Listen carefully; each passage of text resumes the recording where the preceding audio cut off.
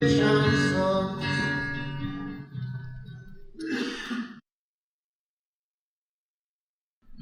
walked for miles in these shoes, crossed continents and never without pen or parchment, a poet recording every single consonant and vowel God made her along the way. And in the heat of the age, I'm found weighing the sun and the manner that it dawned on me.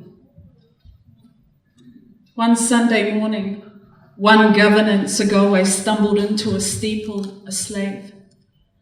Tucked the stupor behind the seat of my eyes and sat in want. My posture was a ladle in the soup kitchen and bent over my empty bowl. I found grace.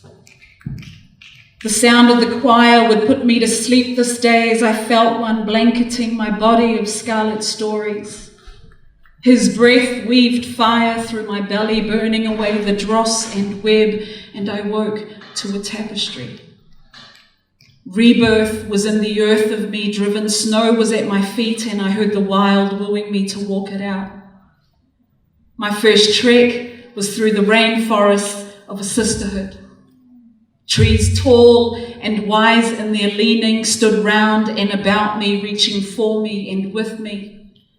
Each of their branches entwining a vine that made me curious and thirsty. So I followed their roots to a river where I learned to lap its strength, began to trust there, and never stopped drinking.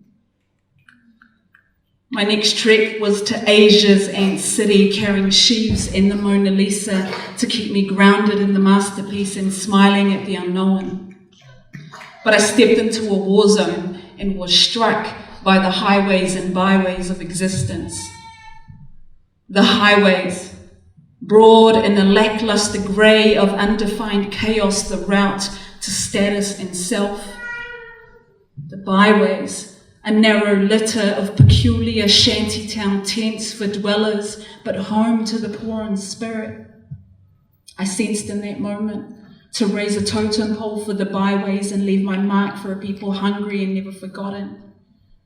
From the hill, I took a quantum step back in time to chase the elements of a cold and hollow Wellington. My father's ribcage, exposed and fractured, had become a silo for 3 motherless children. But by now, the fire in the belly had also consumed all my accusations in 15 years of silence. So I closed the cage, prayer parted the Tasman Sea, and this woman ran like a child to reclaim her motherland. And time waited while we chanted down our walls like Babylon. Tears fell and the city was ours as we sang redemption song. Deaf to the noise of history, I trekked to the Big Apple, ready to bite into the air. In my dreams, I'd been tasting this city for years. I turned to the streets for a future and a name, but ended up loitering at nameless for months. Stripped of all means, misdeeds and masks, I buried my face in the strip of Fifth Avenue and put God to the test. But the sun beat down every image I'd framed, tore at the fabric of every ideal till I was rendered completely tombless and still.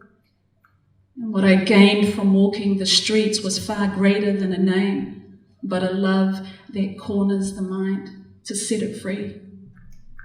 A faith fascinated with my face and not my hands, the wonder of walking on the word before you declare it. I made my final trek to the stone hinges of a foreign concept, returning to slavery.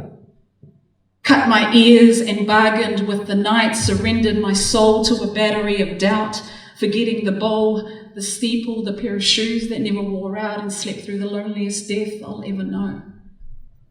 But once more I woke to a blanket of truth around my waist, the mercy of the sun on my feet, and rose to write my final consonant and vow, thou shalt never walk alone.